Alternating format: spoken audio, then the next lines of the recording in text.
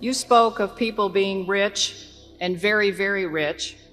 It seems to me there's a difference between being rich and being wealthy. I assume you consider yourself to be both. Which is the more important to you? I don't want to sound like President Clinton here too much, but we've asked if you'd really define the rich and wealthy so that I get the distinction, then I think we can give you a better answer on it. Well, in my mind, being rich is having an awful lot of money. Mm-hmm. Being very, very rich is having even more. And being wealthy doesn't necessarily equate to having a lot of money. But what does it equate to then? I just want I think I know what you mean, but I still want you to clear it up before I give you an answer on it. Well, this, of course, is my opinion. I mean, you can be wealthy in health, for example, and I agree with you that certainly there'd be nothing you'd value more than good health for you, yourself and your family. But you go ahead. Well, I believe you're starting to get it. Mm-hmm. Have patience.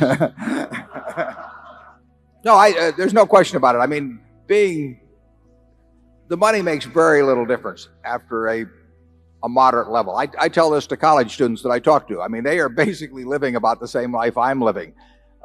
We eat the same foods. I mean, that I can guarantee you. And there's no important difference in our dress. There's no important difference at all in the car we drive. There's no difference in the television set that we sit there and watch the Super Bowl on or anything of the sort. There's really no difference in, they've got air conditioning in summer and I got air conditioning. They got heat in winter, and almost everything. So any importance in daily life, we equate on it. The one thing I do is I travel a lot better than they do. Net jets. So the travel I do a lot easier than they do. Everything else in their lives, it just, I'll switch places anytime. It doesn't make any difference. Then you get down to the things of health and who loves you. I mean, that's, if you have a minimum level of, you want to have enough so that you eat 3 times a day and that you sleep in reasonably comfortable surroundings and so on. But everybody in this room has that, and yet some of the people, by the definition that you've given, are obviously much more wealthy than others, and it's not measured by their net worth if you define it that way. And I don't disagree with that definition. I might not use the term wealth in describing it, but I'd certainly maybe call it well-being or something of the sort. Charlie? Sure, there are a lot of things in life way more important than wealth. All that said, some people do get confused. I play golf with a man. He says, "What good is health? You can't buy money with it." Did I ever tell you about Charlie's twin brother that he golfs a lot with?